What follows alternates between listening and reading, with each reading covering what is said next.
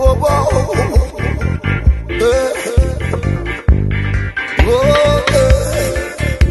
them say this a do or die affair, but we don't want nobody to come start. With every iota of energy in me, I see that prejudice, I see that opinion or that appellation as too genuine, if you ask me, because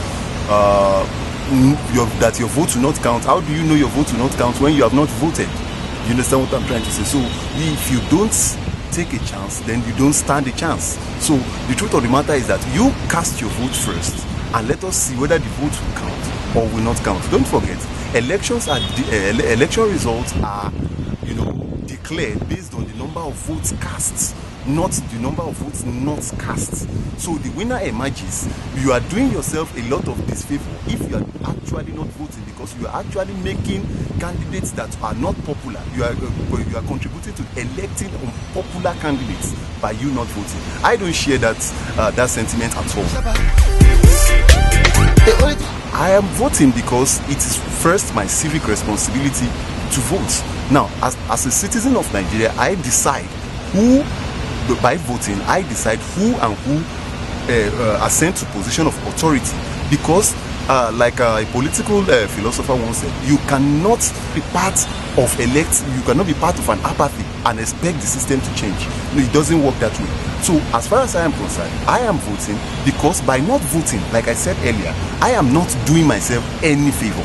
You understand? And by voting, I am equally not doing myself any disfavor. So I think voting will, go a long way in making me, as a citizen, perform my civic responsibility first and foremost. That is as guaranteed by the Constitution.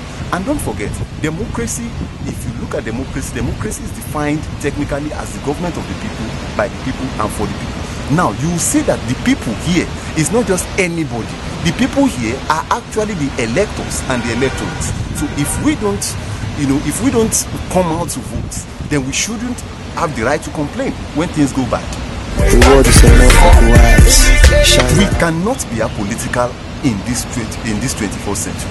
I get it. I get this view that okay, yes, I'll sit down in my house even with my PVC. People say, well, I couldn't get my PVC. Look, these are part of your civic obligations that you must perform. These are part of the process that makes you participate in the process of changing things or continuing things. So for those that are apolitical, that is, decide not to vote for different reasons, I think it's part of the grand strategy of the existing order to ensure that people actually what Marxists will call alienation. And let me explain what I mean by that. Alienation is how a worker or how a person copes within an existing system, or existing spoiled system.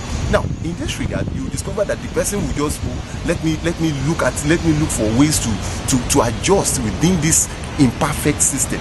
Now, and this part of this grand plan is to ensure that people actually don't come out to express their votes. You understand? An election, we must say this, election is a way of is a instrument of public opinion to see whether a government is performing or not. So I hear people complain, but on the day of election they don't come out to vote. So how you can't be apolitical at this point? The fence is broken. You can't sit on the fence anymore. You understand? The fence is broken. It's either you are for continuity or you are for change now. The fence is fast broken, and if you are sitting too fast on the fence, then the fence is collapsing beneath you. You understand what I'm trying to say? So as far as I am concerned, there is no room for a political, or you keep quiet and keep quiet. It is our view. My name is Olalekan Adigun. I will vote, and my vote will count. You go out there and vote.